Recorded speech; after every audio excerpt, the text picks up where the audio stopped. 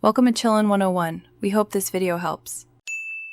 You start by quitting Final Cut Pro and confirming you have a backup of active libraries to an external drive. This prevents accidental data loss.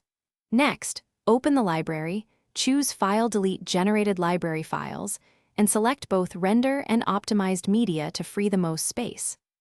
Once done, empty the system trash and restart your Mac so the OS reclaims released disk blocks and clears any file locks, making space immediately available for new projects. Now you focus on optimized and proxy media, which often consume the largest share. In each library, check library properties to see optimized media and proxy sizes so you know the impact. Then remove optimized media and proxy media via File Delete Generated Library Files, leaving original camera masters untouched.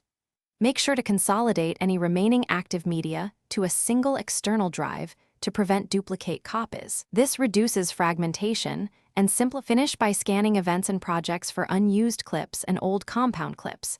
Delete them and then empty trash to actually free disk space. You should also use Mac OS Storage Management to locate large Final Cut Pro related files and remove duplicates or outdated libraries. If you still don't see reclaimed space, reboot into safe mode, then restart normally and repeat the deletion steps. This clears locked caches and Finder indexing issues. Make sure to verify free space before resuming editing to avoid performance drops. Thanks for watching. Consider subscribing if we helped you.